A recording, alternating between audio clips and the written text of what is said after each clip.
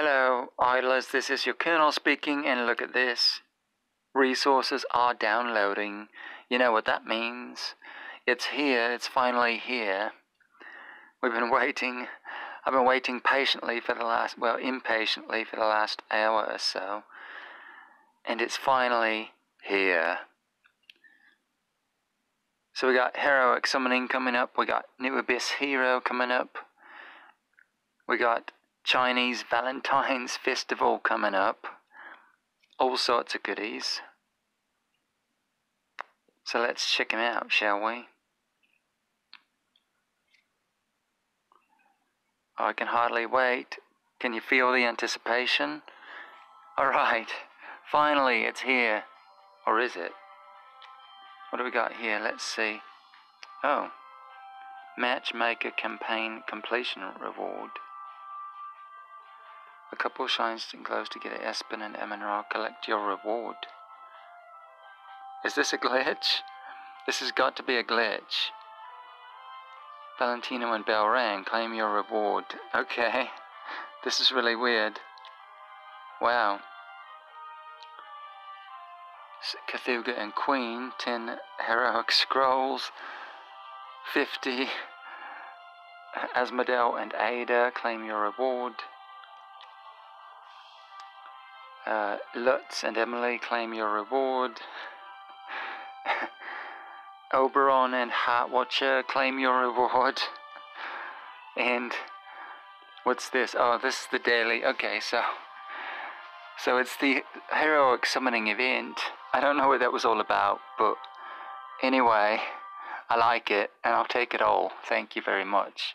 But anyway, we got you're gonna get 3 heroic summoning scrolls per day in your mailbox, and so that's because it's the heroic summoning event. So let's claim those.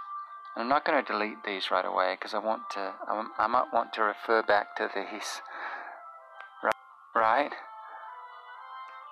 So I'm not sure that was supposed to happen, but it did, and I'm not going to complain. Let's see. Oh, here we go. So we got Matchmaker Campaign. So this is ridiculous.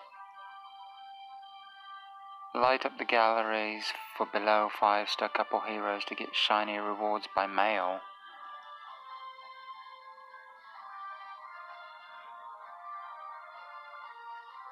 So I don't know why I completed all these events. Is it because I have all of these heroes? I don't know. That's really weird. So I don't really know how this event works. So we're going to move on to the next one really quickly here. It says, wake up matchmaker, time to set loving couples up. Light up the galleries for below 5-star couple heroes to get shiny rewards by mail. So, I don't know, do you just need to get these 5-star heroes, I guess? Is that the deal? Maybe I have these in my collection, so it completed this for me? I don't know. I honestly don't know. We're going to go on to Dreamy Wedding here. So during the event, spend $29 in the game to get a Heartwatcher's limited Valentine's Day skin, Hymn to Summer, and Emily Hero Shard 50. Okay, sent by mail. Alright, so if you spend $29, you're going to get the new Heartwatcher skin here. Oh, that's pretty cool, I guess. That's not bad. I already have a Heartwatcher limited skin, so I have the Dark Elf. So I guess I don't really need this, but it's pretty nice looking skin, I must say. Plus 2% attack, plus 2% crit, and 3% damage reduction. So that's nice. Your heartbeat quickens. Do you feel it? The rhythm of summer days. Close your eyes and listen, for this song is your first. Is our first. Okay. There we go. Anyway, So yeah, I guess if you want to spend $29 for a skin and a copy of Emily, then there you go.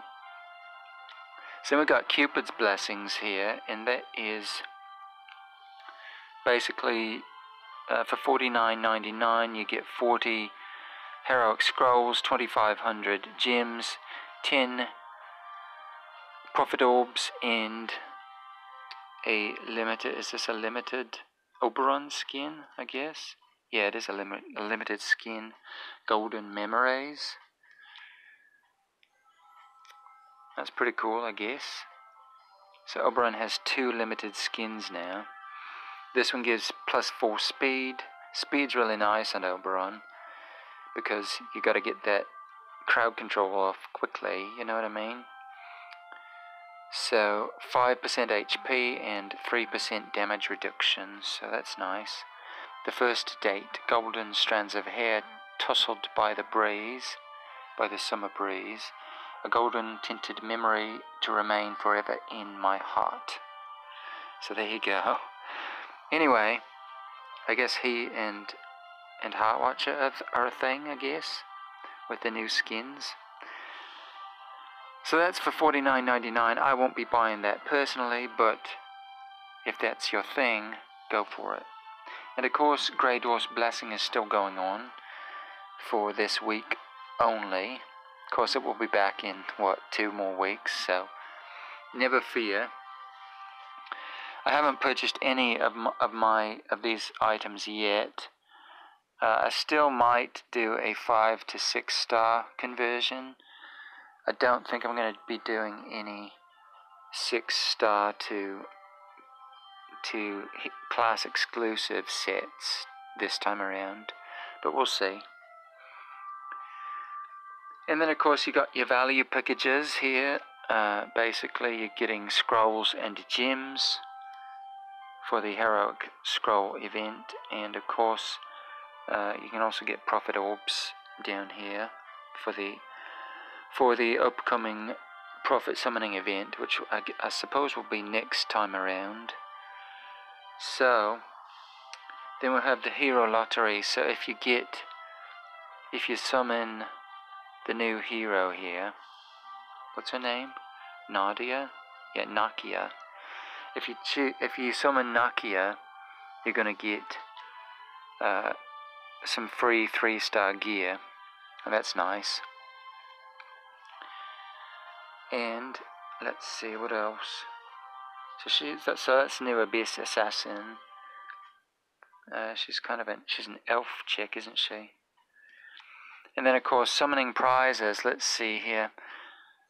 And I wasn't able to collect a whole lot of summoning stuff this time around. It's heroic summoning scrolls. I probably can get to 300 by the end of the event, but that's not going to get me my Nakia copy, is it? So, little disappointing, but actually I can use that Lutz at 200 points, because that will get me a 10-star Lutz, so that'll be nice.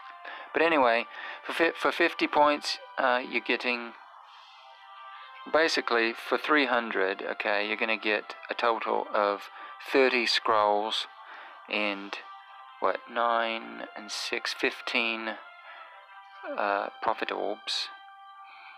So of course the profit orb event is coming up probably next week, I suppose, next time around. And of course the 30 scrolls are going to help you complete this event. Or if you can already complete the event, then you get 30 back, basically. 30 towards the next heroic summoning. And of course you can complete this event 4 times if you have that many scrolls on hand. I don't, obviously. I'll probably get to 300, and that'll get me my Lutz copy and my hero exchange materials, so that's nice. But for 400, of course, you get a copy of the new Nakia Abyss Assassin hero here, and for 500 you're going to get a full completion, which will give you 15 glorious relics. So that is the heroic summoning event. Very nice. And I guess at this point we could check out Nakia really quickly.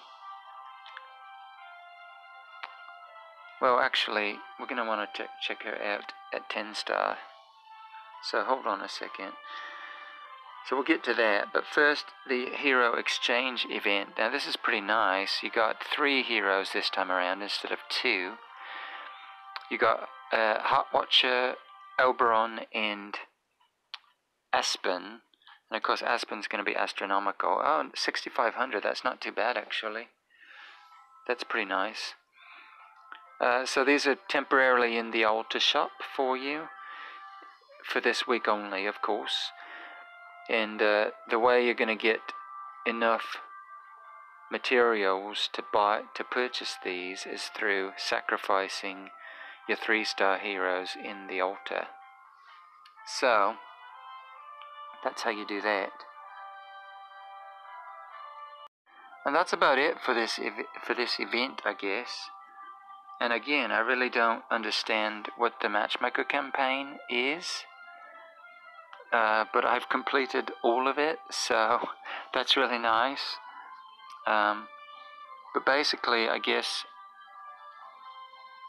and again, I don't know how you do this exactly, but I guess you just summon or fuse these heroes, right? So if you have Lutz and Emily, you're going to get 770 gems.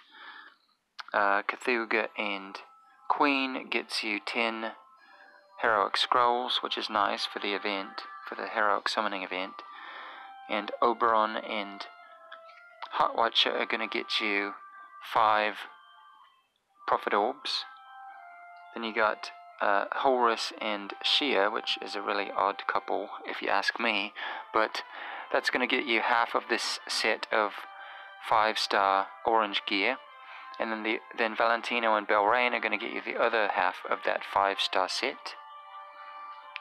And then Asmodel and Ada are going to get you an orange artifact, 50 shards, which is a single orange artifact. And then of course, last but not least, you got Aspen and Amun-Ra. They're going to get you 50 elite hero shards, which will get you an elite hero. So there you go. And I guess all that's left for now, well, I guess we can go to our bag and pull out that orange artifact. So we're going to do that really quickly. And it's one of those, and we already have 2 of these. The Nail of Destiny. I have one fully upgraded, and I have one waiting to be fully upgraded. So this joins that one. So not really excited about that. But let's see, what else are we going to do here? I guess we can, well, yeah, let's go talk about the new hero, shall we? Nakia. So there she is, in all her 10-star glory. So let's see, she goes from, where is she? She goes from that, sort of a spider queen kind of thing, to, what's her next form here? To that. I guess she's still sort of spidery, isn't she? She got spider legs coming out of her back. Pretty, and I guess her dagger catches on fire here. And then, lastly, we have her final form, which is red and purple spider legs, and a crown, I guess. She earned her crown here. So, anyway, she is an Abyss Assassin. Her active skill deals 230% of attack damage against 2 random backline enemies and bleeds them for 15 rounds. Are you kidding me? Wow, that's ridiculous. Okay. So she bleeds 2 random backline enemies for 98% of attack damage per round for 15 rounds. That's ridiculous. So I guess you really want to get an energy artifact on this girl here, because then you're going to be bleeding those 2 units for the full 15 rounds. That's ridiculous. And then she bleeds the retarded targets. That's hilarious. She bleeds the retarded targets for an extra 198% of attack damage per round for 15 rounds. So what does that mean? Seems like they just said that twice, right? She hits 2 random backline enemies and bleeds them for 15 rounds, and bleeds the retarded targets, which I assume is those 2 same backline enemies, for 198% of attack damage for 15 rounds. Is that... I don't think that's double bleed, is it? I think that's just stating the same thing twice. I mean, I guess she could bleed them for 198% of attack twice. So that would basically be like nearly 400% of attack damage for 15 rounds. I don't think that's the case, though. I really don't. I think they're just saying the same thing twice, basically. Anyway, that's still pretty ridiculous, pretty ridiculously powerful. So Arachnid Madness, so she gets attack plus 35%, crit plus 35, control immune plus 30%, speed plus 30, damage on bleeding targets plus 80%. So that's crazy.